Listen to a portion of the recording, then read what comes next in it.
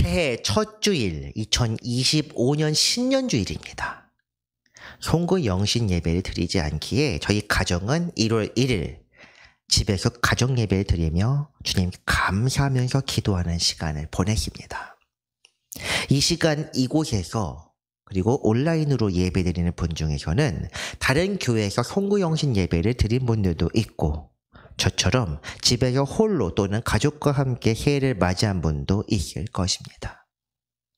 우리가 알아야 할 것은 일주일에 1년에 예배를 몇 번 드리는 것이 중요하다는 것이 아니라는 겁니다.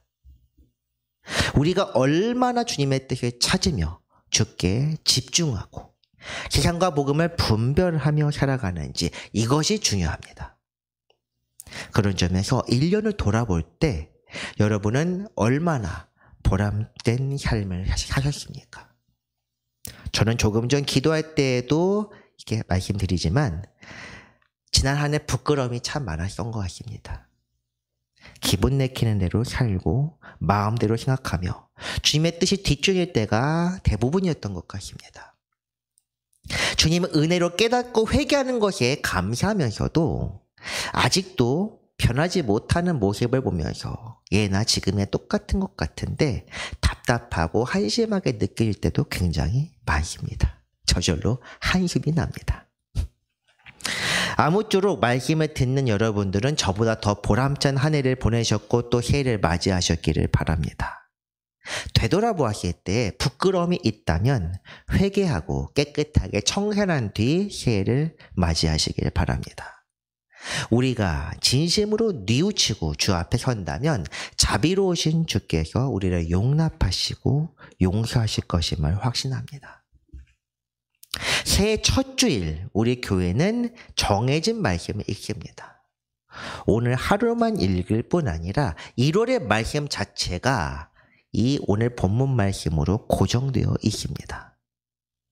이런 전통을 만들게 된 것이 말씀을 준비하는 입장에서는 상당히 괴롭고 힘든 일입니다. 같은 말씀을 매년 1년에 한 번씩 읽고 그때그때 주신 은혜를 찾아야 한다. 굉장히 부담스럽습니다. 하지만 막상 이 말씀을 묵상하게 되면 이 말씀에 들어있는 주님의 뜻이 참으로 높고도 크다고 생각합니다. 우리 교회 이름 그리고 우리 교회 정체성 이 말씀 위에 서 있는데 과연 그렇구나. 그렇게 생각하게 됩니다. 소망이 없는 이들에게 소망을 주시고 어둠에 갇힌 사람들을 빛으로 인도하시는 주님의 뜻이 얼마나 아름다운지 생각하게 됩니다. 특별히 지난주 모두를 놀라게 했던 큰 사고가 있었습니다. 슬픔을 당한 유족들과 이 사고로 근심하며 슬퍼하는 모든 분들 이 말씀을 오늘의 말씀을 통해 하늘의 소망을 두고 위로를 얻게 되기를 간절히 바랍니다. 주께서 이 시간 함께 하시기를 바라며 오늘 말씀으로 들어가겠습니다. 요한복음 말씀은 다른 공강복음과는 주제 자체가 상당히 다릅니다. 다른 복음서들은 시간 순서대로 사건들을 나열하면서 주님의 가르침을 전달하거나 주님의 행적을 묘사하고 깨닫게 하는 것처럼 보입니다. 그렇지만 요한복음은 이것과는 다르게 주님께서 이 땅에 오신 것, 빛으로 오신 주님이라는 하나의 주제가 모든 이야기 속에 드러나 있습니다. 그래서 말씀이나 사건들 중간중간에 무엇인가 작가, 저자로 보이는 이 사도 요한이 코멘트라는 부분들이 상당히 많이 있습니다. 요한복음 전체를 관통한 주제 1장인데 1장에서도 그 주제 말씀 한번 보겠습니다. 참 빛, 곧 세상에 와서 각 사람에게 비추는 빛이 있었나니 그가 세상에 계셨으며 세상은 그로 말미암아 지은 바 되었을 때 세상이 그를 알지 못하였고 자기 땅에 오매 자기 백성이 영접하지 아니하였다. 이렇게 되어 있습니다. 1장 전체가 사실 중요하긴 합니다만 오늘 요한복음 강해가 아니라 부활생명에 대한 말씀이라 이 부분만 가져왔습니다. 빛으로 오신 주님, 참 빛, 곧 세상에 와서 비추는 빛이 있었다. 이거는 과거형입니다. 완료형입니다. 분명한 것은 주님은 태초부터 이미 계셨습니다. 세상이 그로 말미암아 지은 바 되었다고 되어 있습니다. 빛이고 말씀 그리고 생명이십니다. 빛이라는 건 어둠을 비추는 빛이라는 것이요. 말씀이라는 것이 이 주님의 어떤 뭔가 법칙이 있고 하나님의 크신 운행하시는 섭리에 따라 활동하시고 역사하신다는 것이며, 생명이라는 것은 이 세상이 그분을 통하여 살아나게 되었고 또 삶을 영위할 수 있다는 것을 뜻합니다. 모든 창조 세계가 주님을 통해 지음을 받았으나 그들은 창조하신 분을 알지 못하고 인정하지도 않았으며 영접하지도 않았습니다. 그렇지만 영접하는 자, 곧 그 이름을 믿는 자들에게는 하나님의 자녀가 되는 권세를 주셨으니 이는 혈통으로나 육정으로나 사람의 뜻으로 나지 아니하고 오직 하나님께로부터 난 자들이니라. 말씀이 육신이 되어 우리 가운데 거하심에 우리가 그의 영광을 보니 아버지 독생자 영광이요 은혜와 진리가 충만하더라. 아멘. 영접하는 자는 그분이 자녀로 인정하셨는데 이것이 바로 하나님께서 은혜로 주신 선물입니다. 그분은 하나님의 독생자시며 거룩하신 말씀, 이딴 것이 하나님의 영광입니다. 이것이 바로 요한복음 전체를 관통하는 주제입니다. 요한복음 말씀을 읽을 때 이 말씀을 생각하며 염두에 두고 읽는다면 이에 큰 도움이 됩니다. 오늘 본문도 이것을 생각하며 읽어야 합니다. 25절 오늘 본문으로 돌아갑니다. 나는 부활이요 생명이니 나를 믿는 자는 죽어도 살겠고 무릇 살아서 나를 믿는 자는 영원히 죽지 아니하리니 이것을 내가 믿느냐입니다. 부활이요 생명이니 예수님께서 하신 말씀입니다. 예수님 자신에 대해서 이렇게 말씀하는 것입니다. 나는 부활이다. 그리고 나는 생명이다. 부활이란 무엇입니까? 다시 사는 것. 죽어도 살겠다는 것이 이 부활에 대한 부연 설명입니다. 생명, 이것은 삶 그 자체를 가리킵니다. 살아서 믿는 자는 영원히 죽지 않는다. 다시 말해 죽음을 보지 않을 수 있다는 것이 이 말씀을 통해 드러나는 표면적인 내용들입니다. 제가 표면적이라고 말씀을 드렸는데 이 말씀을 문자 자체로 이해하기에는 상당히 어려움이 많기 때문입니다. 실제로 죽음을 보지 않고 영원히 사는 사람들 역사적으로는 없습니다. 저희 윗세대 중에서 그리고 오래 예전부터 주님을 열심히 믿고 온전히 믿었던 분들이 있었겠지만 결국에는 다 부르심을 받아서 땅에 묻혔습니다. 저 역시 언젠가는 죽게 될 것입니다. 이것은 부정할 수 없으며 확정된 사실입니다. 그러니 오늘 말씀을 비유로만 이해하는 사람들도 있습니다. 비유인가? 그거 꼭 그렇다고 하기에도 또 애매합니다. 그 이유는 예수님께서 이 말씀을 실제로 입증한 유일한 사례이기 때문입니다. 물론 성경 자체의 기록을 비유나 문학으로만 생각하면 믿지 않는 부류, 일명 특정 역사신화가 따르는 관점은 무시하겠습니다. 이런 사람들은 믿는 사람이 아니며 진리를 따르는 사람은 더더욱 아니기 때문입니다. 성경을 믿지 않고 가르침을 통해 자신을 휴양하는 경전으로 생각하는 사람들도 있습니다. 제가 원래 전공이 철학인데 철학 교수님 한 분이 교회는 안 다니고 예수님 믿지 않지만 그분의 가르침을 존경하며 성경을 자주 읽는다 이렇게 말씀하십니다. 이분이 신자입니까? 아닙니다. 그러므로 예수님이 참 하나님이시면서 참 인간이고 그분이 동시에 부활하셨다면 그분을 따르는 우리도 오늘 본문 말씀처럼 부활과 생명으로 살 수 있다는 것입니다. 적어도 성경을 믿는다면 말입니다. 제가 조금 전 철학 교수님 말씀을 드렸는데 그분이 말씀하신 것 중에서 인상 깊은 내용이 있습니다. 성경 측에서 부활의 내용을 제외하면은 완벽한 책이다.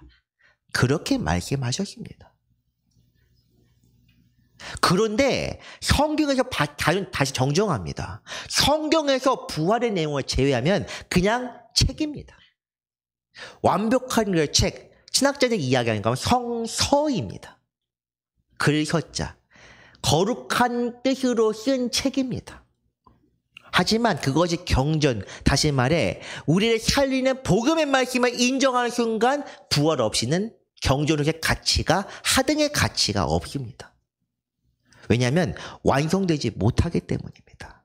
불경, 이슬람경, 뭐 여러 가지 경들이 있지 않습니까?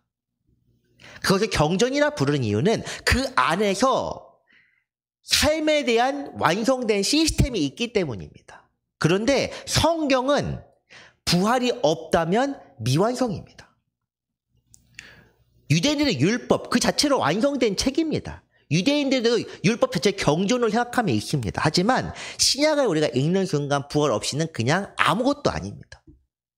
그리고 그런 부활을 믿지도 마음에 생각하기도 그 능력에 살지 않는 사람들은 유대인이나 기독교인이나 똑같습니다. 그렇다면 어떻게 해야 우리가 부활과 생명으로 살아갈 수 있겠습니까? 이것을 이해하기 위해서는 또다시 요한복음 1장 말씀으로 돌아가야 합니다. 1장에서 말씀하는 예수님 어떤 분이십니까? 빛으로 세상에 오신 분이요 하나님의 독생자입니다. 세상을 지으시고 세상 속에 계신 분이지만 세상에 깨닫지 못하는 이가 바로 예수 그리스도입니다. 다시 말해 예수님은 특정한 때 곧 기원전 7년부터 기원 후 8년 예수님 탄생한 시점 보통 이 정도를 잡습니다. 이 특정 때만 계신 분이 과연 예수님이시냐? 1장에 따르면 주님은 이때만 세상에 계신 분이 아니라고 분명히 증언합니다. 세상이 그로 말미암아 지은 바 되었다. 그렇다면 이 세상은 고작 2000년 정도밖에 역사가 없다는 이야기입니다. 성경이 말하는 건 그것이 아닙니다. 성육신하여 세상에 오시기 이전부터 빛으로 이 세상에 계셨고 빛으로 사람들에게 드러내셨으며 거룩하신 영광을 보이셨다. 1장 9절 말씀 다시 한번 좀 스크린에 띄워주시겠습니까? 1장 9절 말씀 보면 참 빛, 곧 세상에 와서 찰칵하게 비추는 빛이 있었다 이렇게 얘기합니다. 완료입니다. 이것은 있다 혹은 있게 될 것이다 혹은 있어 왔다 이런 차원의 문제가 아니라 있었다. 이미 과거 시점부터 있었다는 것입니다. 10절이 부연입니다. 그로 말미암아 지은 바 되었다. 그리고 그 빛을 사람들에게 드러내셨으며 거룩하신 영광을 보이셨다. 바로 이것입니다. 14절 말씀 보면은 말씀이 육신에 대해 우리 가운데 거하심에 이것은 완료형이나 과거형이 아닙니다. 말씀의 육신의 성육신입니다. 주님께서 이 세상에 오신 것, 직접 내려오신 빛으로 오신 것 이외에도 육신으로 오신 것을 드러내는 말씀이 바로 이 14절입니다. 빛이시며 말씀이신데 그 말씀이며 비친 분께서 이 세상, 그분이 창조하신 세상에 오셔서 자기 자신을 드러내셨다. 성육신 곧 초림이 의미하는 바가 이렇습니다. 다시 본문으로 돌아가겠습니다. 부활이며 생명이란 뜻.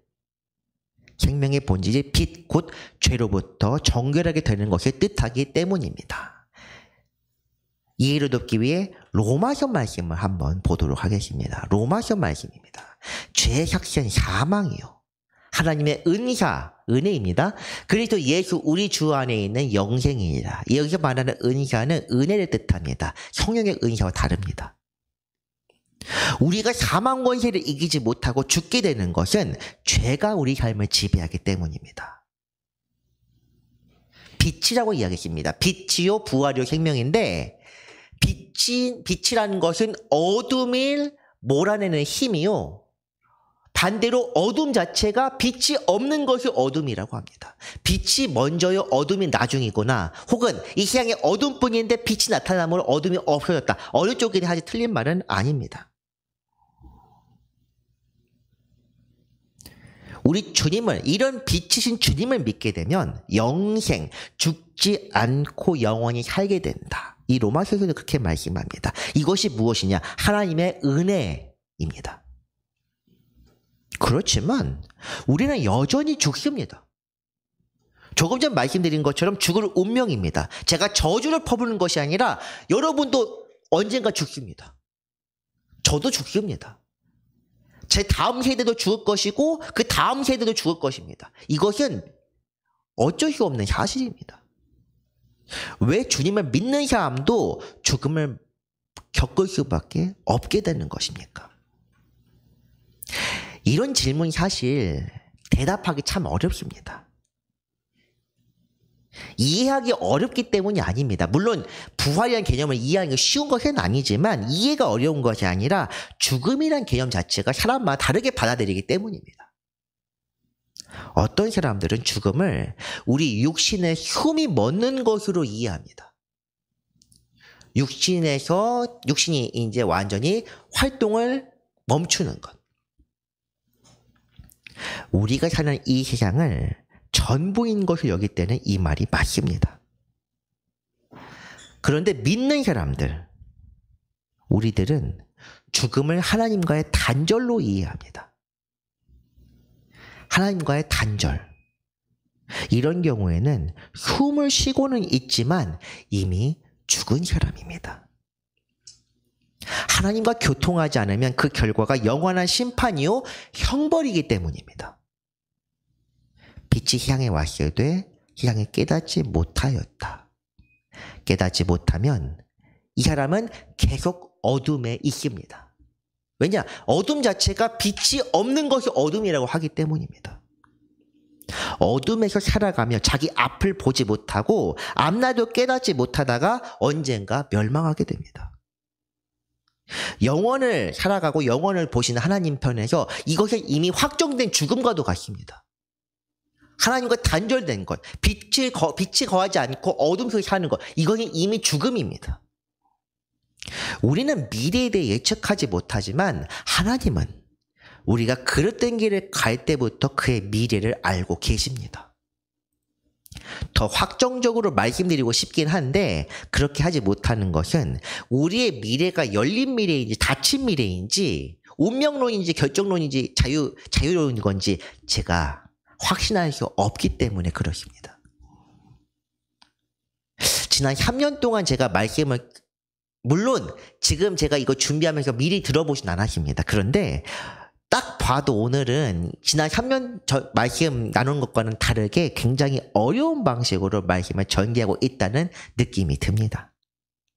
그 이유는 저 스스로 이번이 이제 4번째인데 말씀을 보면 볼수록 깊은 심연에 빠져드는 것 같다는 느낌이 많이 듭니다.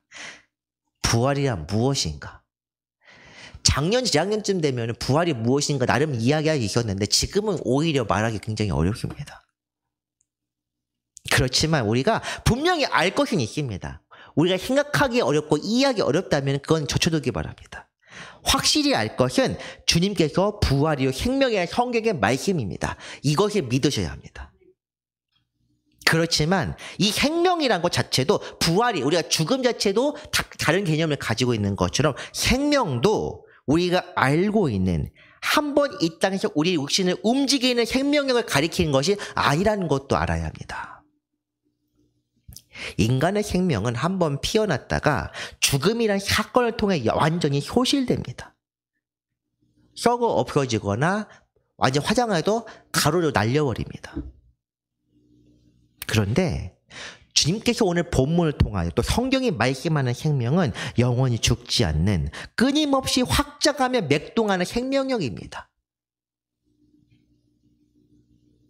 이것은 이미 이 땅에서 부활을 경험한 사람들의 것입니다.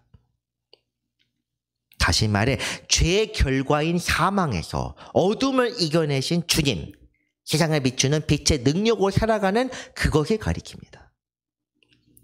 인간의 호흡으로서가 아니라 빛의 능력으로 살아가는 것. 그래서 이것을 우리가 일반적으로 이야기할 생명과 구별하기 위해 우리는 부활 생명이라고 구별해 불러야 합니다. 부활 생명, 오늘 제목이기도 한데 말장난처럼 보이긴 합니다. 그렇지만 이것은 우리가 부활의 능력으로 살고 있다는 걸 가리키는 표현입니다. 물론 우리는 여전히 숨 쉬고 이 숨 없어지면 죽는 사람입니다. 그런데 우리를 살게 하는 것이 단순히 호흡이 아니라 이 호흡이라는 것은 무의식에서 움직이는 거긴 하지만 영적으로도 마찬가지로 무의식적으로라도 계속 호흡해야 하는데 그것이 바로 부활 생명의 능력이라는 것입니다. 이 능력으로 사는 사람이 죽어도 살고 살아서 죽지 않습니다. 죽는다는 것.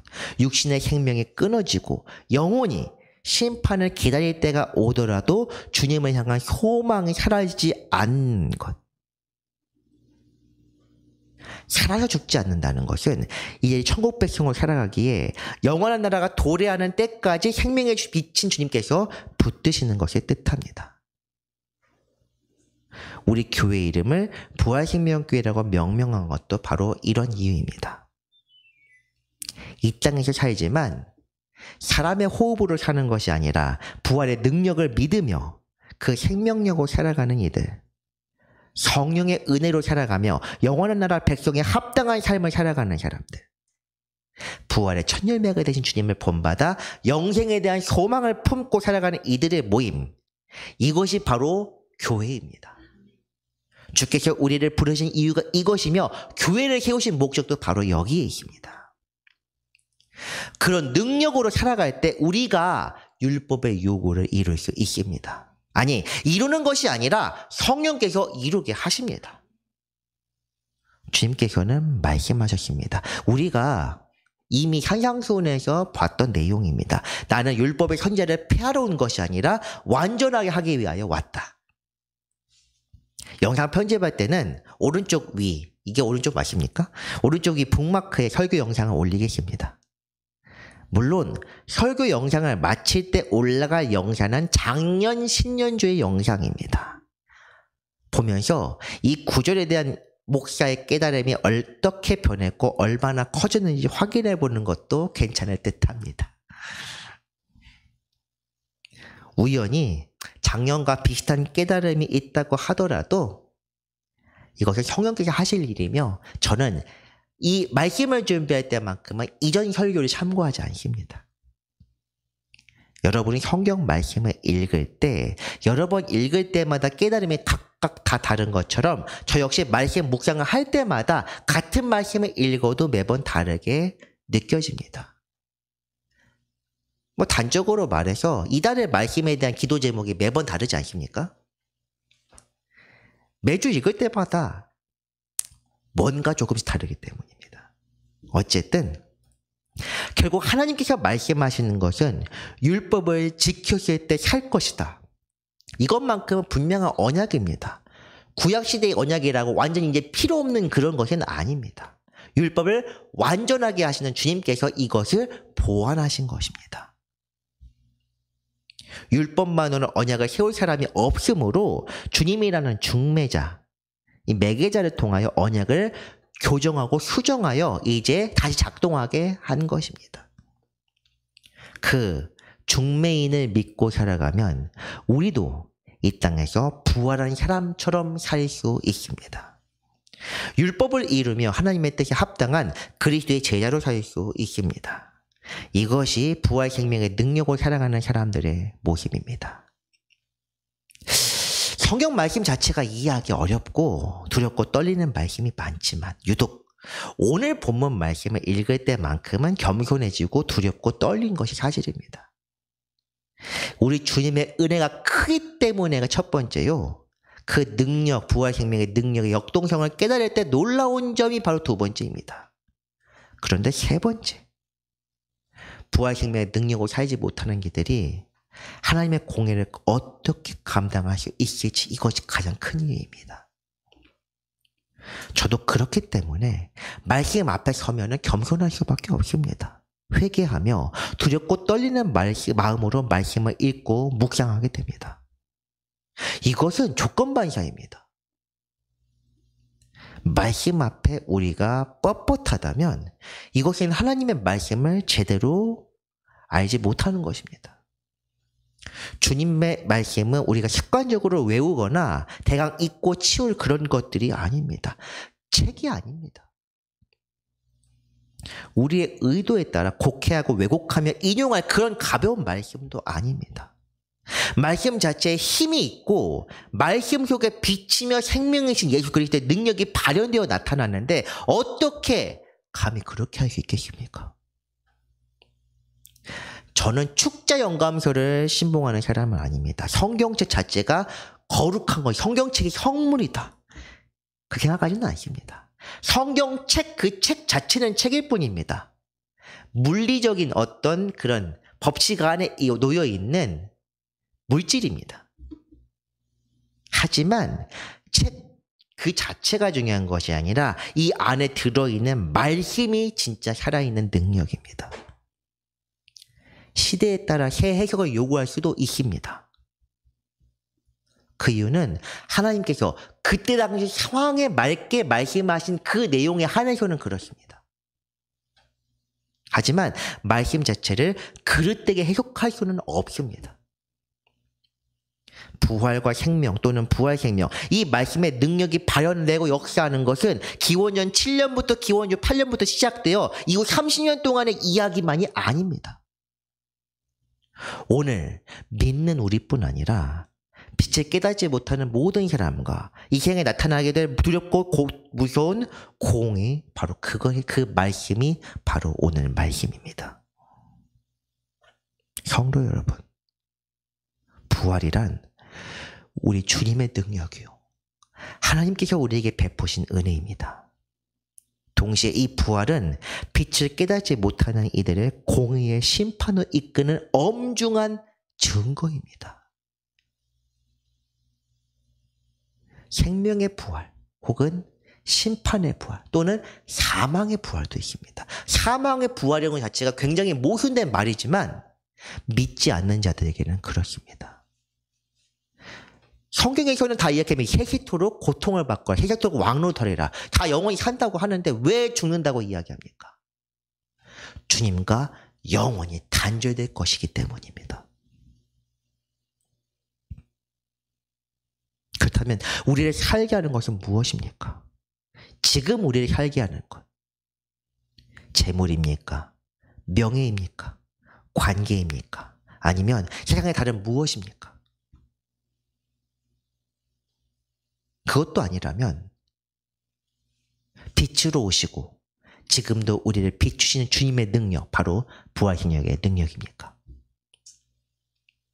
우리의 때가 가기 전, 이 육신의 호흡이 다하기 전, 우리 선택할 때가 선택할 수 없는 때가 오기 전인 지금 우리가 선택해야 합니다. 주님을 믿는 믿음으로 그 능력으로 오늘 자랑하는 성도 되시길 바랍니다. 말씀을 정리합니다. 주님은 이 땅에 빛을 비추시는 분이요, 말씀으로 이 세상을 창조하신 분이십니다. 그분을 믿는 자는 죄에서 자유함을 얻고 부활 생명의 능력으로 살 수 있습니다.